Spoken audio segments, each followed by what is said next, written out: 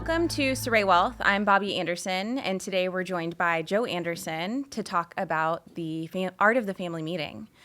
And at Saray, we believe that wealth is stewardship, and stewardship grows through communication.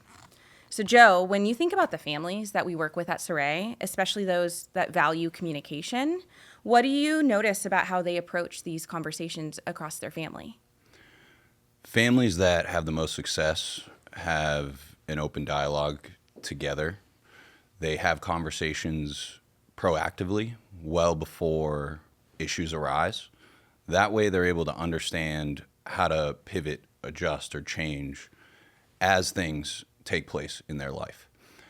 They have a strong foundation typically as well of financial literacy and communication across all levels of the family.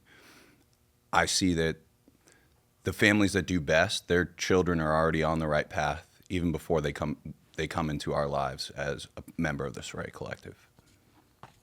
So families feel a sense of relief when things are communicated out loud. I also believe, to your point, it also affirms the path and the direction that someone's headed on, because the financial literacy journey is lifelong, because every single decade that someone enters, they face new challenges. To what you just shared, ensuring that you have time spent with your family to uncover and share or dispel uncertainties and unknowns is really where you create impact with a family meeting, because it needs to be consistent. It needs to have merit, meaning there's structure and information being shared, and that's really where stewardship takes place. Exactly right. What do you see shifts for families once they begin to have consistent annual family meetings? Having a shared level of communication across your family, it sets everyone up for success. Disagreements become fewer and further between. Roles and responsibilities are clearly laid out and understood across all generations. It also limits disagreements and internal fighting that we've seen happen among families, especially when someone passes away. There's usually a pillar or a specific person that's the steward of wealth for the entire family. When you spin that on its head and every single member of the family is a steward of your wealth, you can really impact future generations dramatically. Great point. Having a shared sense of direction on this journey, which is lifelong, can bring so much calm and confidence to any family dynamic. I agree. Joe, what are some of the areas that families often appreciate clarity throughout the year? Having a conversation around family goals for that calendar year is a great first step. Understanding kind of what you're hoping to accomplish as a family that year, whether it's from a savings standpoint, from tangible goals like new properties or more exciting things like that. Ensuring that there's clarity on what those things are that you're hoping to accomplish, it allows you to take the baby steps, the proper steps in the direction of achieving that goal.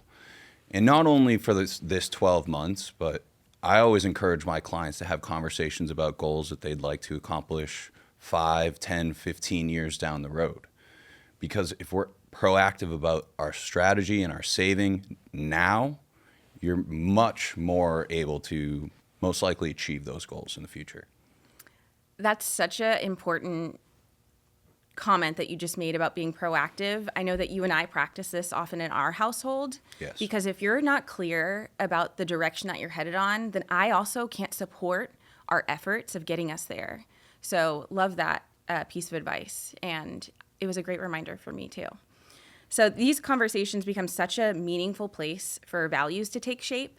If across your family you don't yet have values established, use some of these ideas as ways to spark healthy dialogue and conversation across the home.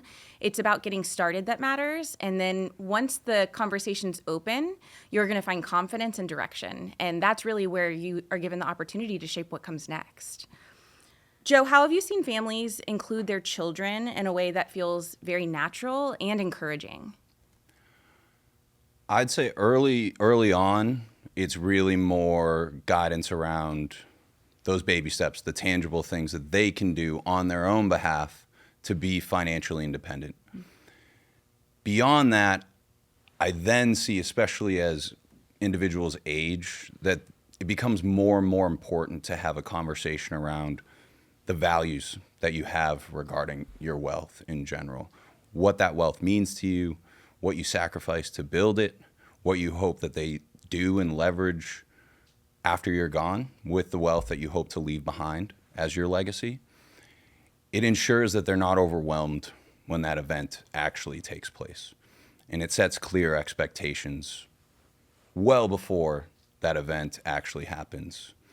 Because once it happens, if those conversations haven't taken place, it's very easy for your plan to derail. It's very easy for your heirs to make the wrong decisions and squander the wealth that you sacrificed your entire life for. That just made me emotional thinking about just even through our life and our history, how much love, care, and time and energy goes into establishing what our focus is and our priorities across our household. By establishing values, it's almost a way that you can lead your family from the grave, which is incredibly powerful.